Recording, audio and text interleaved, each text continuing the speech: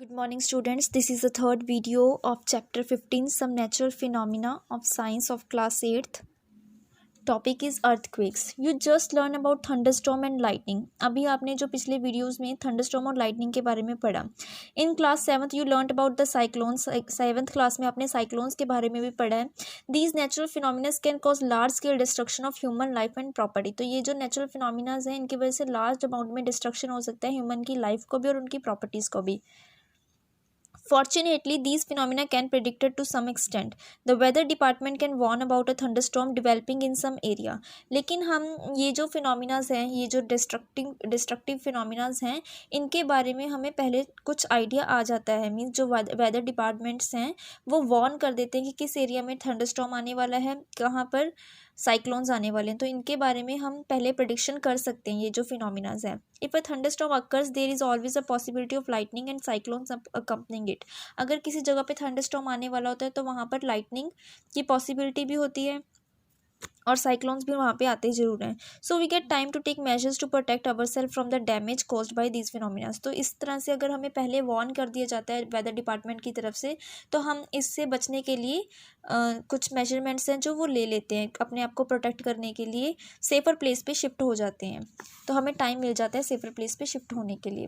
There is however one natural phenomena which we are not yet able to predict accurately. It is an earthquake. लेकिन अभी भी एक ऐसा phenomena है, natural phenomena है, जिसको हम प्रिडिक्ट नहीं कर पाते हैं एक्यूरेटली. और वो कौन सा फिनोमिना है? Earthquake. It can cause damage to human life and property on a huge scale. ये अर्थक्वेक की वजह से भी ह्यूमन लाइफ और प्रॉपर्टी को बहुत बड़ा नुकसान होता है. A major earthquake occurred in India on 8 October 2005 in Uri and Tangdhar towns of north Kashmir. तो 8 अक्टूबर 2005 में बहुत बड़ा अर्थक्वेक आया था. Before that, a major earthquake occurred on 26 January 2001 in Bhuj district of Gujarat.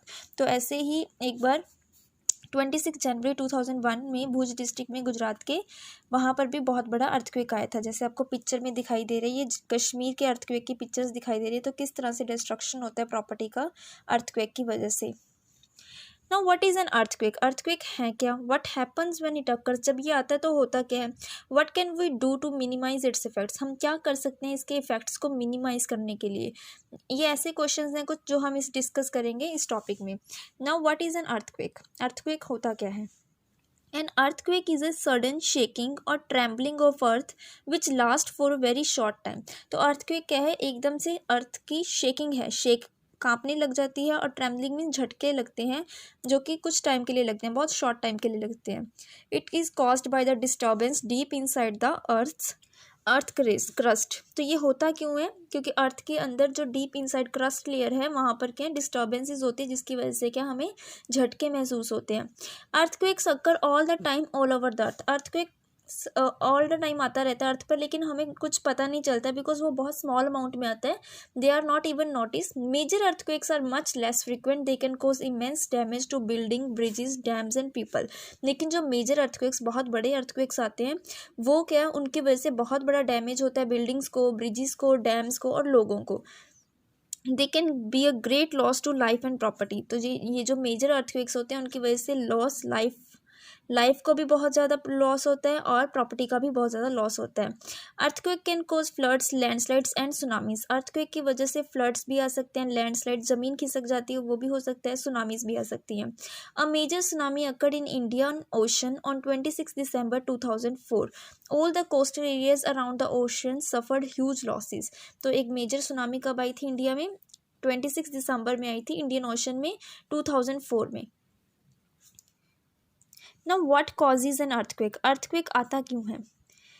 देखो यहाँ पे ग्रीन बॉक्स में देखो. My grandmother told me that earth is balanced on the horn of a bull and when the bull shifts it to the other horn and earthquake takes place. तो पहले के time में लोगों को पता नहीं था एक्चुअल रीज़न कि अर्थक्वेक आता क्यों है. तो उन्होंने कुछ मिथिकल स्टोरीज बना रखी. जैसे बूजो की ग्रैंड मदर बताती है बूजो को कि एक जो बुल है उसने अपने हॉर्न पे अर्थ को बैलेंस किया हुआ है. जब वो अपने एक हॉर्न से दूसरे हॉर्न पर अर्थ को शिफ्ट करते हैं तो उसकी वजह से जो अर्थक्वेक आता है. इन ancient times people did not know the true cause of earthquake. तो पुराने टाइम पे लोगों को पता नहीं था कि क्या कारण है अर्थक्वेक का. Their ideas were therefore expressed in mythical stories such as the one told by the बूजो grand mother. Similar myths were prevalent in other parts of the world also. Now we know that the tremors are caused by the disturbance deep down inside the uppermost layer of earth called the crust.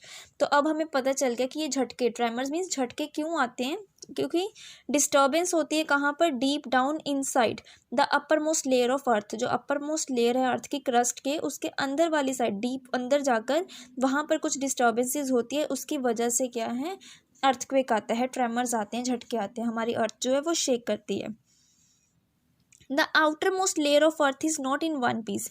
ये जो outer most layer है अर्थ की वो एक piece नहीं है, it is fragmented and each fragment is called a plate. तो उसके फ्रेगमेंट्स हैं अलग अलग और वो उन फ्रेगमेंट्स को हम क्या बोलते हैं, प्लेट बोलते हैं. जैसे कि फिगर 15.10 में दिखाई दे रहा है, इस तरह से प्लेट्स बनी हुई हैं, Eurasian plate, Arabian plates, Indian plates. These plates are in continual motion, ये मोशन में होती हैं. When they brush past one another, जब ये एक दूसरे से तेज़ी से एक दूसरे के साथ टकरा कर जाती हैं, या फिर or a plate goes under another due to collision, टकराने की वजह से कई बार एक प्लेट दूसरी प्लेट के अंदर आ जाती है. जैसे फिगर 15.11 में देखो, अगर ये एक प्लेट इधर जा रही है कि उधर जा रही है, ब्रशिंग पास मीन्स बहुत तेज़ी से एक दूसरे के साथ से टकरा कर निकलती हैं, या फिर कोलिजन की वजह से एक प्लेट दूसरी प्लेट के नीचे आ जाती है, तब क्या होता है, इसकी वजह से डिस्टर्बेंसेस होती हैं, जिसको हम क्या बोलते हैं, अर्थक्वेक बोलते हैं. It is this disturbance that shows up as an earthquake on the surface of earth. तो इस डिस्टर्बेंस की वजह से जो है अर्थक्वेक है, सरफेस अर्थ के ऊपर आता है. Although we know for sure what causes an earthquake, it is not yet possible to predict when and where the next earthquake might occur. हमें पता भी है कि अर्थक्वेक क्यों आता है, बट फिर भी हम ये प्रिडिक्ट नहीं कर सकते कि कब और कहाँ जो नेक्स्ट अर्थक्वेक है वो आ सकता है. जो ट्रेमर्स आते हैं अर्थ के ऊपर, झटके लगते हैं on the earth, can also be caused when a volcano erupts. जब एक ज्वालामुखी फटता है या फिर कोई मिट्योर हिट करता है अर्थ को, या कोई अंडरग्राउंड न्यूक्लियर एक्सप्लोजन होती है, तो उसकी वजह से भी हल्के से झटके जो हैं, कई बार बहुत ज़ोर से झटके महसूस होते हैं, कई बार हल्के झटके जो है महसूस होते हैं. However most earthquakes are caused by the movement of earth plate. लेकिन जो मेनली जो अर्थक्वेक मेनली आता है वो मोस्टली किसकी वजह से आता है, अर्थ की जो प्लेट्स हैं जब उनमें मूवमेंट होती है उनकी वजह से आता है. मीन्स या तो वो बहुत तेज़ी से पास्ट करके जाती है, एक दूसरे को ब्रश पास्ट करके जाती हैं, या फिर कोलाइड करते समय एक दूसरे के नीचे आ जाती हैं. Since earthquakes are caused by the movement of plates, the boundaries of the plates are the weak zones where earthquakes are more likely to occur.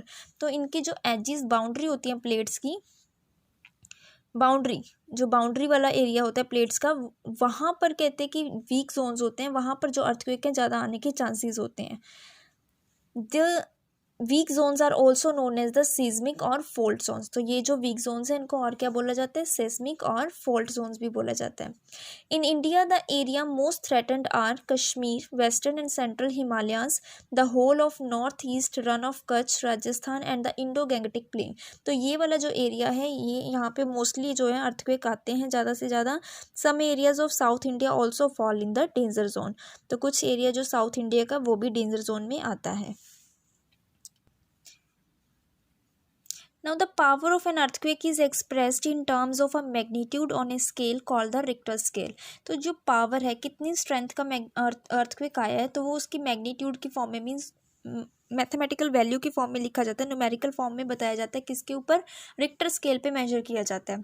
Really destructive earthquake have magnitude higher than 7 on the Richter scale. तो जो बहुत ज़्यादा destructive earthquake होते हैं, जिनकी वजह से बहुत ज़्यादा डिस्ट्रक्शंस होती हैं, उनका मैग्नीट्यूड, जो उनकी स्ट्रेंथ है, उनकी जो वैल्यू है वो मोस्टली क्या हायर होती है, 7 से ज़्यादा होती है. किस पे, रिक्टर स्केल पे. Both Bhuj and Kashmir earthquakes had magnitudes greater than 7.5. तो जो पहले स्टार्टिंग में वीडियो के आपको बताया कि भुज और कश्मीर में बहुत डिस्ट्रक्टिव अर्थक्वेक्स आए थे, तो उन दोनों का मैग्नीट्यूड्स 7.5 था, ग्रेटर देन 7.5 था. इधर येलो बॉक्स में देखो, the tremors produce waves on the surface of earth. तो ये जो झटके लगते हैं ये क्या, वेव्स प्रोड्यूस करते हैं सरफेस के ऊपर अर्थ की, जैसे यहाँ पे आपको दिखाई दे रहा है, यहाँ पे देखो फिगर में. These are called the seismic waves. तो इनको क्या बोला जाता है, सिस्मिक वेव्स बोला जाता है. यहाँ पे देखो ये सेंटर है, यहाँ पे फोकस जहाँ से अर्थक्वेक अराइज हुआ है. एपी सेंटर मीन्स जो मोस्ट एरिया इफेक्टेड होता है अर्थक्वेक की वजह से. तो इस तरह से ये वेव्स दिख रही हैं आपको सर्कल में, इनको क्या बोलते हैं, सिस्मिक वेव्स बोलते हैं. These waves are recorded by an instrument called the seismograph. और यही waves हैं जो रिकॉर्ड की जाती हैं by seismograph. The instrument is simply a vibrating rod instrument में क्या होता है, एक वाइब्रेटिंग रोड लगी होती है और अ पेंडुलम। यहाँ पे दिख रहा है, यहाँ पे देखो ये एक पेंडुलम लगा हुआ है, वाइब्रेटिंग रोड लगी हुई है। We start vibrating when tremors occur, तो ये क्या वाइब्रेट करना स्टार्ट कर देती है जब ट्रेमर झटके लगते हैं अर्थक्वेक की वजह से, तो ये वाइब्रेट करना स्टार्ट कर देती है। और इसके नीचे ही एक क्या पेन अटैच किया हुआ है इस वाइब्रेटिंग सिस्टम के साथ। उसके बाद पेन क्या है, रिकॉर्ड करता है सिस्मिक वेव्स को on A paper which moves under it. ये रोटेटिंग ड्रम है, इसके ऊपर एक पेपर है, चार्ट पेपर, जिसके ऊपर ये पेन के मूव करना स्टार्ट कर देता है। और ये पेन क्या रिकॉर्ड करता है उन सीज्मिक वेव्स को। इस तरह से देख सकते हो आप, जिस तरह से उसकी जितनी वाइब्रेशंस होती हैं उसकी तरह इस तरह से वेव बनती रहती हैं इस चार्ट पेपर के ऊपर। By studying these waves scientist can construct a complete map of earthquake as shown in figure 15.14। तो इन वेव्स को स्टडी कर कर जो साइंटिस्ट हैं वो कंप्लीट मैप बना देते हैं, जैसे फिगर 15.14 में दिखाई दे रहा है। They can also estimate its power to cause destruction, तो जिसकी वजह से उसको उसकी अर्थक्वेक की पावर को भी वो मेजर कर सकते हैं, जो कि कितना डिस्ट्रक्शन करेगी वो बता सकते हैं। Like many other scales in science, Richter scale is not linear. This means that earthquake of magnitude 6 does not have 1.5 times the destructive energy of an earthquake of magnitude 4. In fact, an increase of 2 in magnitude means 1000 times more destructive energy. Therefore, an earthquake of magnitude 6 has 1000 times more destructive energy than an earthquake of magnitude 4. तो कहते हैं कि मैं और scales की तरह science में भी जो ये रिक्टर स्केल है वो लीनियर नहीं होता है। मीन्स ये नहीं कि 0 के बाद 1 2 3 4 मीन्स एक एक का डिफरेंस है, जैसे ये लीनियर है 2 में से 1, 3 में से 2 के 1। तो यहाँ पर अगर 4 और 6 का मतलब क्या है, ये नहीं है कि आपने बोला कि अर्थक्वेक 4 का आया था फिर बोला 6 का, सिर्फ उनमें 2 का डिफरेंस है। मीन्स उनका मतलब है कि वहाँ पर 1000 टाइम्स 6 का मतलब है कि 1000 टाइम ज़्यादा डिस्ट्रक्टिव है एज़ कम्पेयर टू द 4। तो अगर अर्थक्वेक मैग्नीट्यूड 6 का आता है तो इट मीन्स वो 1000 टाइम्स मोर डिस्ट्रक्टिव एनर्जी है उसमें than the earthquake of magnitude of 4। Now, protection against earthquakes. We know from the earlier pages that earthquakes cannot be predicted. हम पहले पढ़ चुके हैं, अभी जो हमने पढ़ा उससे हमें ये आइडिया होगा कि हम अर्थक्वेक को पहले प्रिडिक्ट नहीं कर सकते हैं, बट इसकी वजह से बहुत ज़्यादा डिस्ट्रक्शन होती है। It is therefore important that we take necessary precautions to protect ourselves all the time. तो इससे बचने के लिए कुछ प्रिकॉशंस लेने चाहिए। People living in the seismic zones where the earthquakes are more likely to occur have to be specially prepared. तो वो एरियाज जहाँ पर मोस्टली अर्थक्वेक आते रहते हैं वहाँ पे लोगों को ज़्यादा प्रिपेयर होने की ज़रूरत होती है, प्रिपेयर रहने की ज़रूरत है। First of all the building in these zone should be so design that they can withstand major tremors. तो इस तरह से बिल्डिंग्स बनानी चाहिए कि जितने भी झटके लगे वो वहाँ पे मतलब जल्दी से गिर ना जाए buildings. Modern buildings technology can make it possible. तो मॉडर्न बिल्डिंग टेक्नोलॉजी है वो यूज़ करनी चाहिए जिसकी वजह से वो ज़्यादा देर तक झटकों को सहन कर सकें, वहाँ खड़ी रहें buildings. It is advisable to make the structure simple so that it is quake safe. तो मतलब क्या कि ऐसे बनानी चाहिए स्ट्रक्चर, उस सिंपल होना चाहिए बिल्डिंग सा ताकि वो क्वेक सेफ, मतलब कि जो कंपन होता है अर्थक्वेक की वजह से उससे वो बच सकें। Consult qualified architects and structural engineers. तो क्वालिफाइड आर्किटेक्ट्स और स्ट्रक्चरल इंजीनियर्स से कंसल्ट करना चाहिए। In highly seismic areas the use of mud और timber is better than using heavy construction material. तो मड और टिम्बर का यूज़ करना चाहिए as compare to the heavy construction material building बनाते समय। Keep the roof as light as possible. तो roof है जो वो हल्की बनानी चाहिए ताकि अगर स्ट्रक्चर गिरता है तो डैमेज जो है वो ज़्यादा ना हो। If it is better if the cupboards and shelves are fix to the walls. और कपबोर्ड और जो शेल्व्स हैं उनको वॉल्स के साथ फिक्स कर देना चाहिए ताकि वो ईजिली नीचे ना गिर जाए। Be careful where you hang wall clocks, photo frames, water heaters etcetera so that in the event of an earthquake they do not fall on the people. तो ध्यान रखना चाहिए कि कहाँ पे आप अपने क्लॉक्स को लगा रहे हो दीवार पर, फोटो फ्रेम्स कहाँ पे हैं, वाटर हीटर्स किस तरह से आपने रखे हुए हैं ताकि अगर अर्थक्वेक आए तो वो किसी के भी ऊपर ना गिरे। Since some buildings may catch fire due to an earthquake, it is necessary that all buildings, especially tall buildings, have firefighting equipment in working order. तो जो भी फायर इक्विपमेंट्स होते हैं, मतलब फायर फाइटिंग इक्विपमेंट्स होते हैं, फायर एक्सटिंग्विशर्स होते हैं, वो वर्किंग ऑर्डर में होने चाहिए। बिकॉज कई बार अर्थक्वेक की वजह से शॉर्ट सर्किटिंग हो जाती है बिल्डिंग में और आग लग सकती है। तो जो भी फायर फाइटिंग इक्विपमेंट्स हैं वो रेडी होने चाहिए, वर्किंग कंडीशंस में होने चाहिए। In the event that an earthquake does strike take the following steps to protect yourself. तो क्या करना चाहिए आपको अगर आप घर पे हो? Take shelter under a table and stay there till the shaking stops. तो अगर आपके घर में कोई टेबल है तो आप उसके अंदर चले जाओ, नीचे बैठ जाओ उसके टेबल के, और तब तक बैठे रहो जब तक शेकिंग स्टॉप्स नहीं होते, कंपन है जो या ट्रेमर्स हैं, झटके हैं, वो बंद नहीं होते, तब तक वहीं पे बैठे रहो। Stay away from the tall and heavy objects that may fall on you, तो जो लंबे और हैवी ऑब्जेक्ट्स हैं उनसे दूर रहो ताकि वो आपके ऊपर ना गिर जाएं। अगर आप बेड के ऊपर हो, डू नॉट गेट अप, उससे उतरो मत, अपने हेड को पिल्लो के साथ कवर कर लो। इफ़ यू आर आउटडोर्स, अगर आप बाहर हो तो क्या करना चाहिए आपको? Find a clear spot away from buildings, trees and overhead power lines, drop to the ground. तो अगर आप क्लियर स्पॉट पे हो, कहीं बाहर हो, तो हमेशा बिल्डिंग्स हो, ट्रीज़ हैं, या जो पावर लाइन्स ऊपर से जा रही हैं, इलेक्ट्रिक वायर्स जा रही हैं, उनसे दूर हो जाओ और ग्राउंड में चले जाओ। इफ़ यू आर इन, खुले ग्राउंड में चले जाओ जहाँ पे उसके आसपास कोई पेड़ या बिल्डिंग ना हो।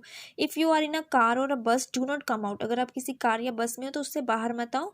Ask the driver to drive slowly to a clear spot, driver को बोलो कि धीरे धीरे चलाकर किसी क्लियर स्पॉट पे चले जाए जहाँ उसके पास कोई पेड़ या बिल्डिंग ना हो या कोई इलेक्ट्रिक पोल्स ना हो। Do not come out till the tremor stop, तो तब तक बाहर नहीं निकलना जब तक झटके जो हैं बंद नहीं हो जाते। तो इस तरह से आप अपने आप को प्रोटेक्ट कर सकते हो अर्थक्वेक से, अर्थक्वेक के डिस्ट्रक्शन से। So with this your chapter 15 is complete.